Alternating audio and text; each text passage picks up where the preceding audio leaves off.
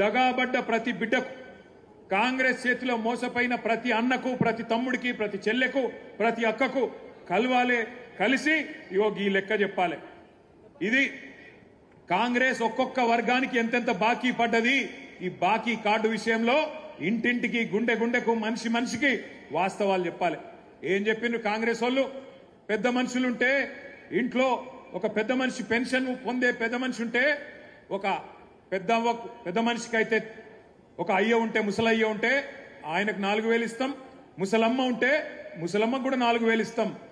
ఇప్పుడు కేసీఆర్ గారు 2,000 రూపాయలు ఇస్తే మేము 4,000 రూపాయలు ఇస్తామని చెప్పిండ్రు. మరి 24 నెలలు అయింది.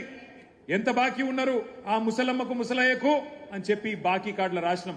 నెలకు 2,000 రూపాయల చొప్పున ఎలక్షన్ జరిగే నాటికి కాంగ్రెస్ పార్టీ, రేవంత్ రెడ్డి ఒక్కొక్క ముసలమ్మకు, ఒక్కొక్క ముసలయ్యకు బాకీ ఉన్నది 48,000 రూపాయలు అనే మాట నేను మీకు గుర్తు చేస్తా ఉన్నా. ఆడపిల్లలకు చెప్పినారు, 18 ఏళ్లు నిండిన ఆడబిడ్డలందరికీ రాష్ట్రంలో ఉండే 1,67,00,000 మంది ఆడబిడ్డలకు నెలకు 2,500 రూపాయలు కాంగ్రెస్ అధికారంలోకి రాగానే 100 రోజుల లోపలనే మా గ్యారంటీ ఇగో మేము ఇస్తామన్నారు. 24 నెలలకు 2,500 కూడితే వచ్చినాయా ఒకరికన్నా పైసలు? మహాలక్ష్మి వచ్చిందా? 2,500 వచ్చినాయా? ముసలోళ్ళకు 4,000 వచ్చిందా? మన పిల్లలకు మన నిరుద్యోగ భృతి అన్నారు, అది వచ్చిందా? అగో అందుకే ఈ బాకీ కార్డు ఇంటింటికి తీసుకుపోవాలి. బాకీ కార్డు ముంగట పెట్టి చెప్పాలి, కాంగ్రెస్ వాళ్ళు మీ ఒక్కొక్కలకు ఇంతింత బాకీ ఉన్నారు.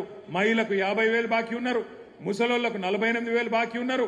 ఈ లెక్క మొత్తం ప్రతి ఇంటికి పోవాలని చెప్పి నేను విజ్ఞప్తి చేస్తా ఉన్నా.